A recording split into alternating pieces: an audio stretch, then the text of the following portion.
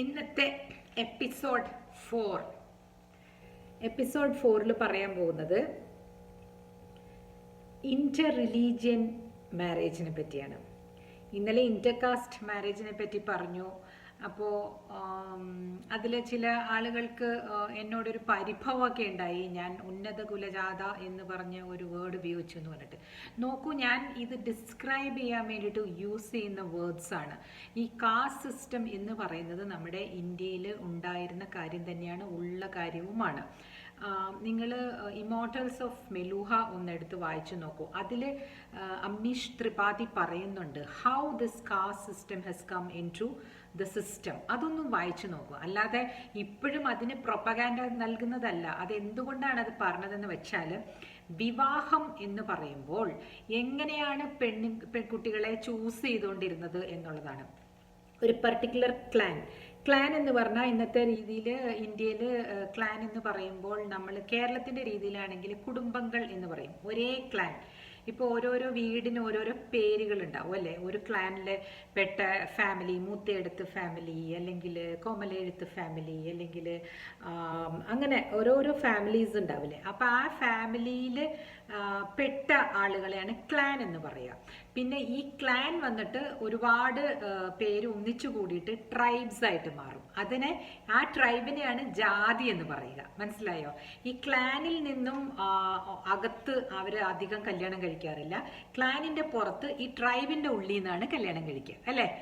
ട്രൈബിന്റെ വെളിയിൽ അവർ കഴിക്കാറേ ഇല്ല എന്നാണ് പറയുന്നത് പണ്ടത്തെ കാലത്ത്.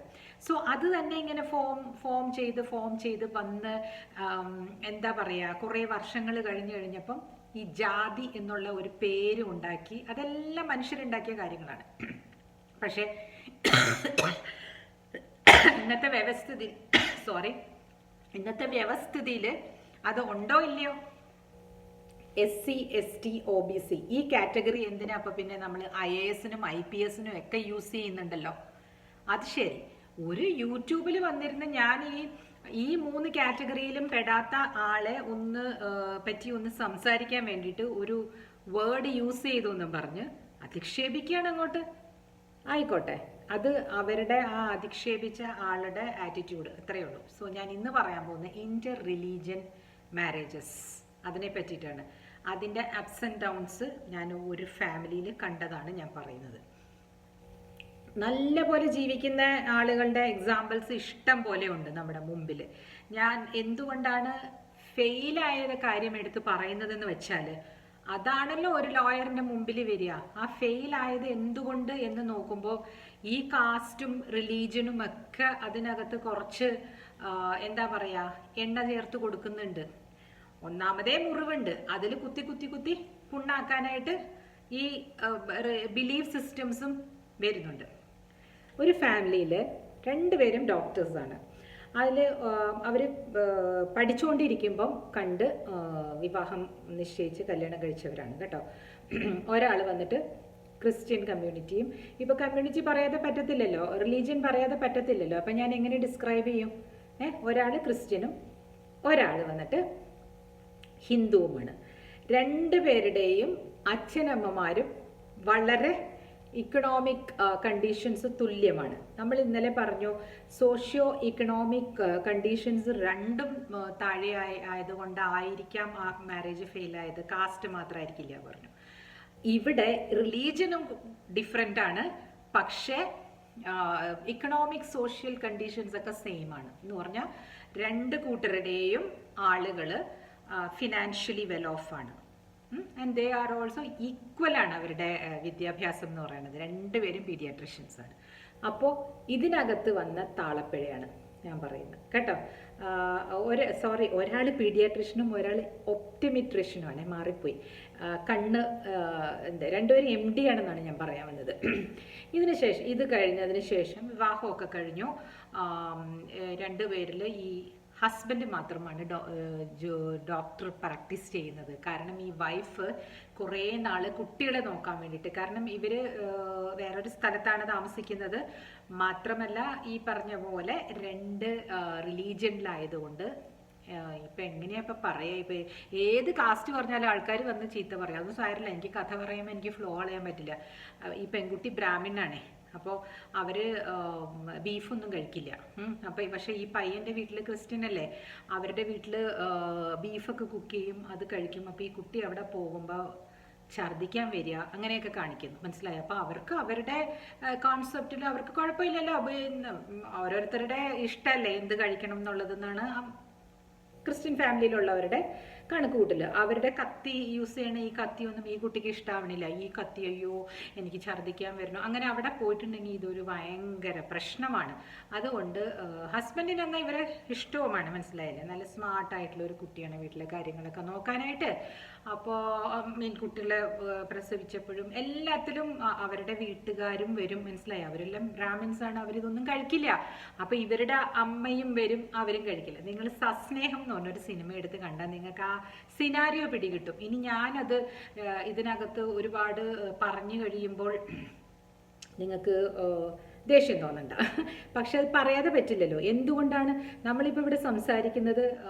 ചുറ്റിനും കാണുന്ന കാഴ്ചകളാണ്. അത് കാഴ്ചകൾ നിങ്ങളുടെ മുമ്പിലേക്ക് എത്തിക്കുന്നത് എൻ്റെ വേർഡ്സിലൂടെയാണ്. So I have to just tell you certain words. അത് എന്നെ ജഡ്ജ്മെൻ്റലായിട്ട് കാണാനായിട്ട് നിങ്ങൾ ദയവ് ചെയ്ത് ഉപയോഗിക്കരുത്. കാരണം ഇത് പറയേണ്ടി വരുമ്പോൾ ഈ കാസ്റ്റും ഈ പേരും ഈ റിലീജിയനും ഒക്കെ പറഞ്ഞല്ലേ പറ്റൂ.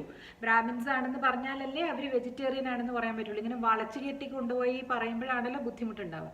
അപ്പോൾ അങ്ങനെ ആയി കഴിഞ്ഞപ്പോൾ സ്വാഭാവികമായിട്ടും ഈ ആദ്യത്തെ പുതുമോടി കഴിഞ്ഞു, കുട്ടികൾ വലുതായി തുടങ്ങി, സ്കൂളിലൊക്കെ പോയി തുടങ്ങി. ഇപ്പം ഭാര്യയ്ക്ക് കുറേശ്ശെ ബിൽഡപ്പ് ആവാൻ തുടങ്ങി. എന്ത്, ഞാൻ ഒരു ഇദ്ദേഹത്തെ പോലെ തന്നെ ഒരു ഡോക്ടറാണ്, അദ്ദേഹം ആ ഡോക്ടർ കൊണ്ടുവരുന്നത് വെച്ച് തന്നെ വേണം ഇവരും കഴിയാനായിട്ട്, എന്തുകൊണ്ട് എനിക്കും ജോലിക്ക് പോയിക്കൂടാ?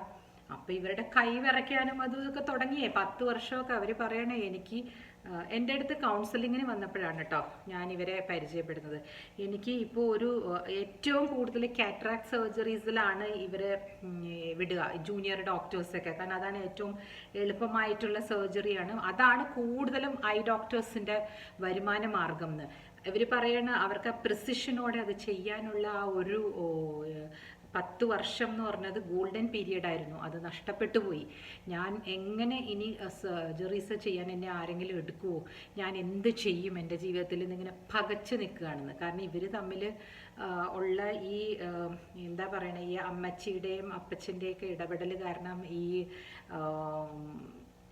ഹസ്ബൻഡ് കുറച്ച് മാറിത്തുടങ്ങുന്നു, മനസ്സിലായോ. കാലക്രമേണ മാറുന്നു. അദ്ദേഹത്തിന് ഈ കുട്ടികൾ ഉണ്ടായി കഴിഞ്ഞപ്പോൾ അവരെ ഈ പറഞ്ഞ അതിൽ കണ്ട മാമോദിസ മുക്കണം, പേര് എന്തിടണം, ന്യൂട്രൽ പേരിടാം എന്ന് പറഞ്ഞ് അവർ രണ്ടുപേർക്കും ഒരു ന്യൂട്രലായിട്ടുള്ള പേരൊക്കെയാണ് ഇട്ടത്. പക്ഷേ അതിൻ്റെ കൂടെ അപ്പച്ചൻ്റെ എന്താ അങ്ങനെയൊക്കെ ഉണ്ടല്ലോ, അങ്ങനെ പേര് വയ്ക്കുക. അപ്പോൾ ഒരു കുട്ടിയുടെ പേരിൽ ഹിന്ദു നെയിം, കാരണം അമ്മയുടെ പേരിൻ്റെ ഇവിടെ ഹിന്ദു നെയിമില്ല. അങ്ങനെ ആകെ കൂടെ ഒരു അവിയൽ പരുവം. അപ്പം ഇവർക്ക് ഇത് പറ്റുന്നില്ല, മുമ്പോട്ട് കൊണ്ടുപോകാൻ പറ്റുന്നില്ല. ഇവരാണെങ്കിൽ ഇവരുടെ പ്രൊഫഷനും ബിൽഡ് ചെയ്തില്ല. She invested everything into this family life. അപ്പോൾ അവിടെ ഒരു കോട്ടം വന്നപ്പോൾ രണ്ടുപേരും വരികയാണ്. ഹസ്ബൻഡ് എന്ത് ചെയ്താ, അതായത് അവർ കേസ് ഫയൽ ചെയ്ത് കഴിയുമ്പോൾ ജഡ്ജസ് നമ്മുടെ അടുത്ത് വിടുന്നതാണ് മീഡിയേഷന് വേണ്ടിയിട്ട്. എന്ത് ചെയ്താലും സമ്മതിക്കില്ല. ഇവർ ആരും എന്താ പറയുക, മലയാളീസ് അല്ല കേട്ടോ, ഇവർ തമിഴ് സ്പീക്കിംഗ് ആളുകളാണ്. സോ അവർ Tamil speaking Christian and Tamil speaking Brahmin. അപ്പോൾ അവർ ഐ മീൻ തമിലിയൻസ് ആണ്, കേരളൈറ്റ്സ് അല്ല. അവർക്ക് എന്താ പറയുക, അവർ പറയുന്നത് എന്താണെന്ന് വെച്ചാൽ, ഞങ്ങൾ രണ്ടുപേരും കൂടെ എടുത്ത ഒരു തീരുമാനമാണല്ലോ വിവാഹം, ഞങ്ങളങ്ങ് തീരുമാനിക്കുകയാണ് ഞങ്ങൾക്ക് വേണ്ടെന്ന്. ഈ 2 കുഞ്ഞുങ്ങൾ എന്ത് ചെയ്യും? അങ്ങനെ പെട്ടെന്ന് അങ്ങ് വേണ്ടാന്ന് വെച്ച് കഴിഞ്ഞാൽ ഹസ്ബൻഡ് പറയണേ, ഒരാളെ എനിക്ക് തന്നേക്കും, ഒരാളെ അവൾ കൊണ്ടുപോയിക്കോട്ടെ, 2 പെൺകുട്ടികളാണ്, അപ്പോൾ കുഴപ്പമില്ലല്ലോ, ഒരാണും ഒരു പെണ്ണും ഒന്നും അല്ലല്ലോ. അതൊരു എത്ര എന്താ പറയുക, ഭയങ്കര കാഷ്വലായിട്ട് അങ്ങ് പറഞ്ഞു കളഞ്ഞു അദ്ദേഹം. ഒരു ഡോക്ടറാണ്. അപ്പോൾ എനിക്ക് ഇതിൽ നിന്ന് മനസ്സിലായ എന്താണെന്നറിയാമോ, സോഷ്യോ ഇക്കണോമിക് ഫിനാൻസ് ഇതെല്ലാമല്ല, മനസ്സ്, ആറ്റിറ്റ്യൂഡ് അല്ലേ, അതല്ലേ കാര്യം. കാരണം ആ അപ്പനും അമ്മയൊക്കെ എത്ര വർഷം ഉണ്ടാവുമായിരിക്കും ഇനി ആ ഡോക്ടർക്ക് തന്നെ നമ്മുടെ അടുത്ത് വരുമ്പോൾ ഒരു 40 വയസ്സുണ്ട്, ചുരുങ്ങിയത് ഒരു 70 വയസ്സുണ്ട് അപ്പന്. 70 കൂടുതലുണ്ട്, 75എങ്കിലും ഉണ്ട്. അമ്മയ്ക്ക് 70 ഉണ്ട്. കാരണം ഈ ഡോക്ടറിന് മുകളിൽ 2 സിസ്റ്റേഴ്സ് ഉണ്ട്. അവർ രണ്ടുപേരും ഡോക്ടേഴ്സാണ്, US-ലൊക്കെ ആയിരുന്നു. അപ്പോൾ ഈ ഒരു മകനേ ഉള്ളൂ. എന്തിനാണ് ഈ മക്കളുടെ, ഞാൻ പച്ചയ്ക്ക് പറയാം കേട്ടോ, അവർ രണ്ടുപേരും തമ്മിൽ പിരിയാനുണ്ടായ ഡിസിഷൻ എടുത്ത് അവർ പിരിഞ്ഞു കേട്ടോ. അവർ പിരിഞ്ഞു. ഈ പറഞ്ഞ പോലെ 2 മക്കളും അമ്മയുടെ അടുത്ത് തന്നെ നിന്നു. ഡോക്ടർ എന്താ പറയുക, ഒരു മെയിൻ്റനൻസ് എമൗണ്ട് കൊടുത്തു. അദ്ദേഹം പിന്നീട് വിവാഹം കഴിച്ചു. ഒരു ക്രിസ്ത്യൻ നേഴ്സ് ലേഡീനെ വിവാഹം കഴിച്ച് US-ൽ പോയി. അവരവിടെയാണ്. അവർക്ക് കുട്ടികളുണ്ടായില്ല കേട്ടോ. ഈ മക്കള് വളർന്ന് ഭരതനാട്യത്തിൽ ഭയങ്കര രസമാണ് ഇവർ കളിച്ചുകൊണ്ടിരിക്കുന്ന വീഡിയോസും അതും ഇതൊക്കെ കണ്ടു കഴിഞ്ഞപ്പോൾ ഈ ഡോക്ടർക്ക് ഒരു മകളെ തിരിച്ചു വേണം. പോവില്ല. മോൾ എന്ത് ചെയ്താൽ പറയും, ഞാൻ വരുന്നില്ല. പപ്പ അവിടെ താമസിച്ചോളൂ. പപ്പയുടെ ഉണ്ടല്ലോ സ്നേഹമൊക്കെ ഞങ്ങൾക്കുണ്ട്. പക്ഷെ അമ്മയാണ് കഷ്ടപ്പെട്ടത്. കാരണം ഇവർ 10 വർഷം കഴിഞ്ഞിട്ട് ഇവർ പിന്നെയും സ്ക്രാച്ചിൽ നിന്ന് തുടങ്ങുകയാണ്. മനസ്സിലായില്ലേ? പിന്നെ അവർ ഒരു വിധത്തിൽ ഒരു കണ്ണാടി കടയൊക്കെ ഇട്ട് അതിലൊരു കൺസൾട്ടൻ്റായിട്ടൊക്കെ ഇരുന്ന് പിന്നെ അവർ സർവൈവായി. 2 മക്കളും നല്ല നിലയിലൊക്കെ ആയി. അവർ കല്യാണം കഴിക്കുന്ന പരുവം വന്നപ്പോഴാണ് ഈ അച്ഛൻ പറയുന്നത്, എന്ത് വേണമെങ്കിലും തരാം, എത്ര പണം വേണമെങ്കിലും തരാം, നിങ്ങളൊന്ന് വാ എൻ്റെ അടുത്ത്. ആ കുട്ടികൾ പോയില്ല. ശരിയോ തെറ്റോ എന്നുള്ളതല്ല ഇവിടുത്തെ വിഷയം. ഞാൻ കണ്ട കാഴ്ച 25 years ബാക്ക് ഞാൻ കണ്ട കാഴ്ചയാണ്. അപ്പോൾ ഇപ്പോൾ ആളുകൾ പറയും, ഇപ്പം ഒന്നും അങ്ങനെയില്ല മാഡം, ഇപ്പം അങ്ങനെ ഇല്ലെന്നോ. ആദ്യം 2 മാസം കഴിയുമ്പോൾ 3 മാസം കഴിയുമ്പോഴേ ചിന്തിക്കും, അയ്യോ വേണ്ടായിരുന്നു. ഇപ്പം പെട്ടെന്നാണ്, ദ്രുതഗതിയിലാണ്. അത് കുറച്ചുകൂടെ നല്ലതാ. 1 yearനുള്ളിൽ പറ്റുന്നില്ലെങ്കിൽ വിട്ടിട്ട് പോകുന്ന തന്നെയാണ് നല്ലത്, ഇതുപോലെയുള്ള മണ്ടത്തരങ്ങൾ ചെയ്തിട്ട്. എൻ്റെ അഭിപ്രായം ഞാൻ പറയട്ടെ, നിങ്ങൾ ഇന്റർ റിലീജിയനോ ഇന്റർ കാസ്റ്റോ ഏത് വേണമെങ്കിലും ചൂസ് ചെയ്തോളൂ.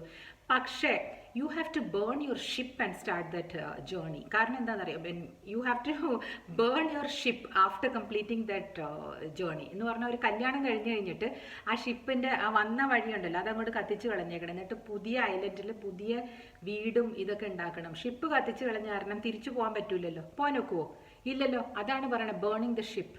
അതായിരിക്കണം ഇങ്ങനെയുള്ള ആറ്റിറ്റ്യൂഡ്സ്. ഇങ്ങനെയുള്ള കല്യാണങ്ങളിൽ നിങ്ങൾ തന്നെ ചൂസ് ചെയ്തെടുക്കുന്നതാണല്ലോ. അപ്പം ഈ പറഞ്ഞ പോലെ എന്താ പറയുക, ഔട്ട് ഓഫ് ദി ട്രൈബ് കല്യാണം കഴിക്കുന്നവർ, കാരണം ജാതി എന്ന് പറയുന്ന സാധനം അവർ ആദ്യം പറഞ്ഞു ഔട്ട് ഓഫ് ദി ട്രൈബാണ്. അത് കഴിഞ്ഞ് പിന്നെ ഒരു പടിയും കൂടെ കഴിഞ്ഞിട്ടാണ് റിലീജിയൻ.